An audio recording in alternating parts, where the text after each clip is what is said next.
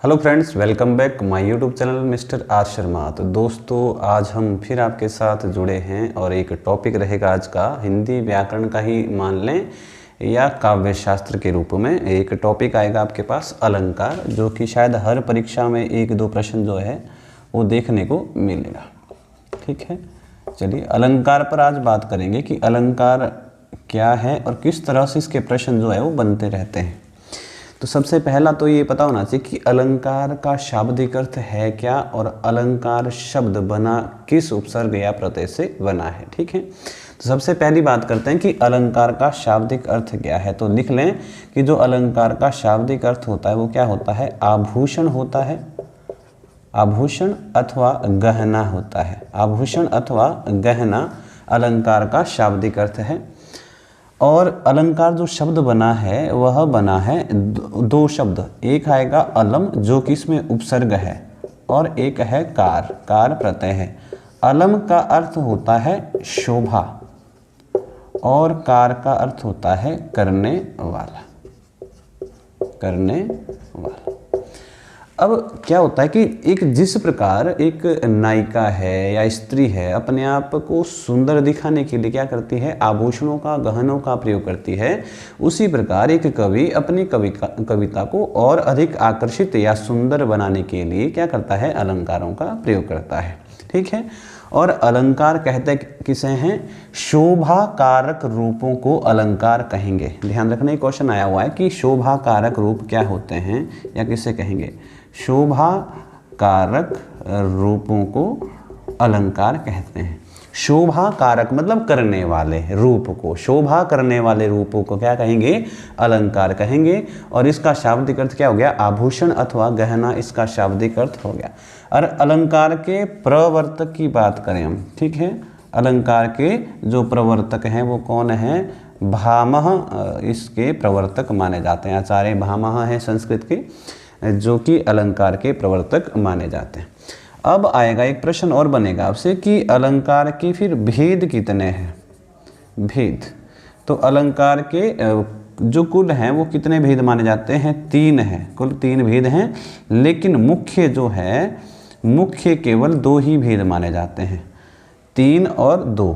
मुख्य 2 हैं और कुल कितने आएंगे, 3 आएंगे। जैसे मुख्य कौन कौन से आते हैं, एक आएगा आपके पास शब्दालंकार और दूसरा आएगा अर्था अलंकार, अर्था अलंकार। शब्दालंकार और अर्थालंकार, शब्दालंकार क्या होगा और अर्थालंकार क्या होगा ये बाद में चर्चा करेंगे। और अगर तीसरा रूप पूछ ले तो तीसरा एक और अन्य है जिसको कहते हैं उभया अलंकार, उभया अलंकार।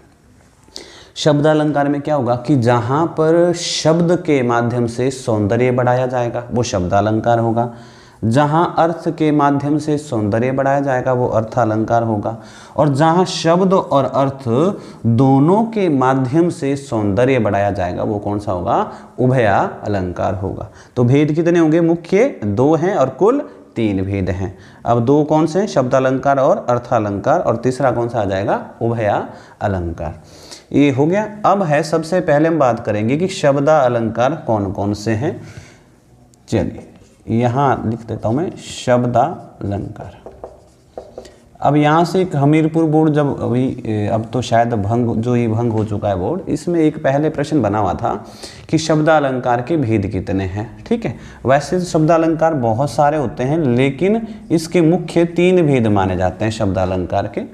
और कौन कौन से माने जाएंगे, सबसे पहला लिख लीजिएगा आप, अनुप्रास अलंकार, अनुप्रास अलंकार। अनुप्रास का ही शाब्दिक अर्थ होता है, प्रास मतलब आवृत्ति होना, बार बार आई कोई चीज़। ठीक है, प्रास का मतलब क्या होता है, आवृत्ति आना। अनुप्रास जहाँ क्या हो, इसकी परिभाषा लिख लीजिएगा कि जहाँ व्यंजन वर्ण की आवृत्ति हो, व्यंजन वर्ण की आवृत्ति हो। ये परिभाषा हूबहू पूछी जा चुकी है पेपर में कि जहाँ व्यंजन वर्ण की आवृत्ति होती है कौन सा अलंकार होता है। तो जहाँ व्यंजन वर्ण की आवृत्ति होगी वो कौन सा अलंकार होगा, अनुप्रास अलंकार होगा। ठीक है, और अनुप्रास के इतने डिटेल में तो अभी मैं फिलहाल नहीं पढ़ाऊँगा, ये जब हम भाषा अध्यापक के लिए अलग से पढ़ेंगे टॉपिक तो उसमें डिटेल बता दूंगा। वैसे अनुप्रास के 5 उपभेद होते हैं, ठीक है। छेकानुप्रास, लाटानुप्रास, वृत्त्यानुप्रास, श्रोत्यानुप्रास और अंत्यानुप्रास, इस करके 5 भेद होते हैं। लेकिन अभी हल्का सा आपने ध्यान रखना है कि जहाँ क्या होगा, व्यंजन वर्ण की आवृत्ति होगी, मतलब जहाँ एक वर्ण क्या होगा, बार बार आएगा, वहाँ कौन सा अलंकार होगा, अनुप्रास अलंकार। जैसे एक उदाहरण के लिए मैं आपको बता दूं कि चारु चंद्र की चंचल किरणें, चारु चंद्र की चंचल किरणें खेल रही थी जलथल में, तो यहाँ च वर्ण की क्या हो रही है, आवृत्ति हो रही है। जहाँ व्यंजन वर्ण की आवृत्ति हो उसे क्या कहते हैं, अनुप्रास अलंकार कहते हैं। ठीक, चलिए इसी तरह से इसका जो दूसरा भेद है वो आएगा यमक। यमक का जो शाब्दिक अर्थ होता है वो होता है युग्म अथवा जोड़ा, युग्म अथवा जोड़ा, कि कोई शब्द क्या होगा, रिपीट होगा, शब्द की क्या होगी, आवृत्ति होगी, और आवृत्ति ऐसी होगी कि हर बार उसका हम क्या करेंगे, अर्थ भिन्न लेंगे। तो यमक में क्या होगा, जहां शब्द की आवृत्ति हो लेकिन अर्थ बदले, ये अर्थ परिवर्तित हो। क्या होगा कि एक ही शब्द 2 या 2 से अधिक बार आएगा और हर बार उसका अर्थ क्या लेंगे, हम अलग लेंगे। जैसे कल ही एक पेपर हुआ था शायद पीजीटी का, उसमें एक क्वेश्चन आया हुआ था और उसमें एक उदाहरण के रूप में दिया था कि काली घटा का घमंड घटा, काली घटा का घमंड घटा। यहाँ घटा शब्द क्या होगी, आवृत्ति होगी। यहाँ काली घटा मतलब काले बादल, काले बदली को हम घटा कहते हैं। काली घटा का घमंड घटा का मतलब यहाँ ले लिया कम। जहाँ शब्द की आवृत्ति हो और क्या हो, अर्थ बदल जाए। क्या होगा, जहाँ शब्द की आवृत्ति होगी लेकिन अर्थ बदलेगा, वो कौन सा होगा, यमक अलंकार होगा। अनुप्रास में क्या होगा, यहाँ वर्ण की आवृत्ति होगी, यहाँ शब्द की आवृत्ति होगी। ठीक है, यहाँ शब्द की आवृत्ति होगी लेकिन अर्थ बदल जाएगा। ठीक, चलिए उसी तरह तीसरे की ओर बढ़ते हैं। तीसरा जो शब्द अलंकार में नाम लिया जाता है वो आता है श्लेष का। अनुप्रास के बाद कौन सा पढ़ेंगे आप, श्लेष अलंकार, जिसका कि शाब्दिक अर्थ पूछा जाता है कि श्लेष का शाब्दिक अर्थ क्या है। और ये तीसरा मुख्य भेद है, लिख लें, तीसरा शब्द अलंकार में ही आएगा श्लेष। श्लेष का एक तो पूछते हैं शाब्दिक अर्थ, तो क्या होगा, चिपका हुआ, चिपका हुआ। यहाँ क्या होगा, यहाँ कोई शब्द एक बार आएगा और उस शब्द में अर्थ जो है 2 या 2 से अधिक चिपके होंगे। अर्थात लिख लें पहले परिभाषा कि जहाँ एक ही शब्द में 2 अथवा 2 से अधिक अर्थ चिपके हों। तो अर्थ तो जी यमक में भी चिपके थे, लेकिन यमक में शब्द उतनी बार आया जितनी बार उसका हम अर्थ भिन्न ले रहे हैं। यहां क्या होगा, जैसे कि पानी गए न उभरे, उभरे मोती मानस चून, कि पानी के बिना 3 चीजें नहीं उभरती, मोती मानस और चून। पानी गए ना उभरे, मोती मानस चून। यहाँ पर पानी शब्द में श्लेष लगा है। अब पानी जो मोती है, मोती के संदर्भ में पानी का अर्थ है चमक, कि चमक के बिना मोती नहीं उभरता। पानी का एक अर्थ क्या होता है, चमक भी होता है। मानस बोले तो मनुष्य। अब मनुष्य के संदर्भ में पानी का अर्थ है इज्जत, कि बिना इज्जत के मानव नहीं उभरता। और चून मतलब चूना। अब चूने के संदर्भ में पानी का अर्थ क्या ले लिया है, जल ले लिया है, कि जल के बिना चूना नहीं उभरता। यहाँ शब्द एक प्रयोग किया पानी, और इस शब्द के अर्थ कितने ले लिए, चमक, इज्जत और जल। जहाँ शब्द एक ही हो और अर्थ 2 या 2 से अधिक लिए जाएं, उसको क्या कहेंगे, श्लेष अलंकार। इसका एक और उदाहरण है जो पेपर में आता रहता है कि चरण धरत चिंता करत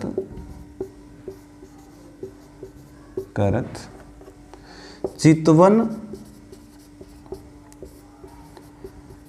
चारहूं और सुबरन को खोजत फिरत सुबरन को खोजत फिरत कवि व्यभिचारी चोर। चरण धरत चिंता करत चितवन चारहूं और सुबरन को खोजत फिरत कवि व्यभिचारी चोर। ये क्या बोल रहा है कि तीन व्यक्ति हैं, कवि, व्यभिचारी और चोर। कवि जो कविता लिखेगा, चोर जो चोरी करेगा, व्यभिचारी। व्यभिचारी ऐसे मानव, ऐसे पुरुष को कहा जाता है जो पर स्त्री के साथ गमन करे, मतलब जो अपनी पत्नी के अलावा किसी अन्य स्त्री के साथ संपर्क में रहे, संभोग करे, ऐसे मानव को व्यभिचारी कहा जाता है। अब ये बोल रहा है कि ये तीन व्यक्ति जैसे ही घर से बाहर निकलते हैं, चरण धरत चिंता करत, चिंता शुरू हो जाती है। चितवन मतलब देखना, चारहूं और चारों तरफ देखने लग जाते हैं। किसको? सुबरन को खोजत फिरत, और सुबरन को खोजने लग जाते हैं।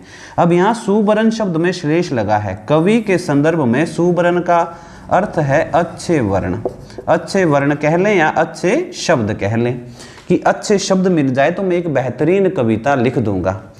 अब व्यभिचारी के संदर्भ में सुबरन का अर्थ है, सुबरन मतलब सुंदर रूप, की सुंदर रूप मिल जाए, सुंदर रूपवती कोई लड़की मिल जाए, महिला मिल जाए। अब चोर के संदर्भ में सुबरन का अर्थ है सोना, कि अगर सोना मिल जाए तो जिंदगी बन जाए। अब सुबरन शब्द एक ही है, लेकिन इस शब्द के अर्थ बदल गए। क्या तीन अर्थ ले लिए? अच्छे वर्ण, सुंदर रूप और सोना। शब्द एक ही है, अर्थ कितने ले लिए? दो या दो से अधिक। इसको क्या कहेंगे? श्लेष अलंकार कहते हैं। ठीक, चलिए।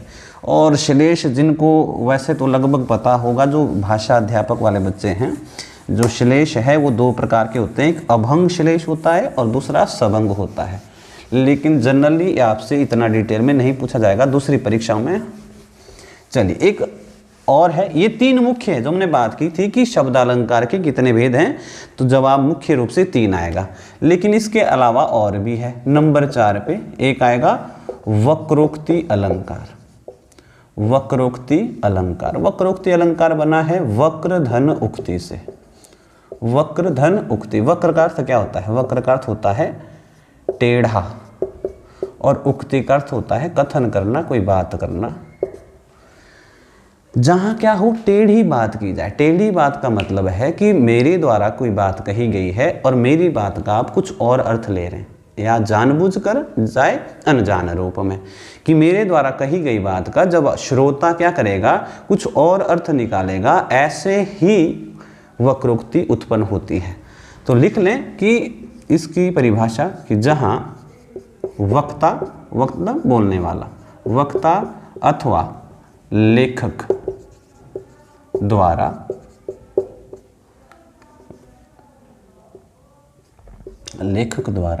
कही गई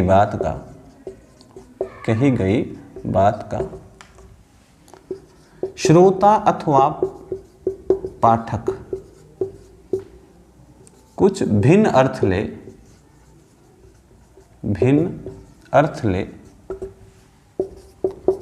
उसे हम वक्रोक्ति अलंकार कहते हैं। कि मेरे द्वारा कही गई बात का जब सामने वाला व्यक्ति कुछ और अर्थ निकालेगा, ऐसे को हम क्या कहेंगे? वक्रोक्ति अलंकार कहते हैं। ध्यान रखना, वक्र का विलोम भी पूछा जाता है। ठीक है, मैं हर क्लास में बताता रहता हूं वैसे। तो जो वक्र का विलोम है वो होता है ऋजु।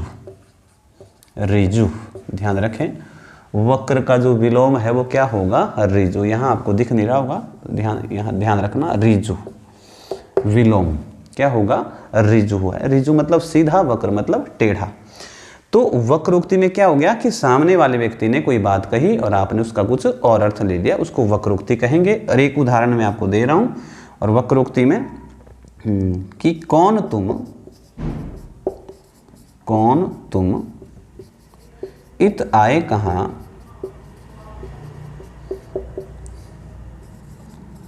घनश्याम हो तो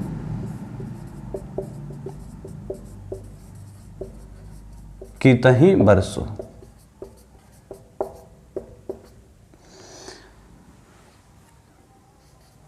कौन तुम इत आए कहाँ, घनश्याम हो तो कितहीं बरसो। ठीक है, अब यहाँ जो बात चली है वो चली है राधा और कृष्ण में।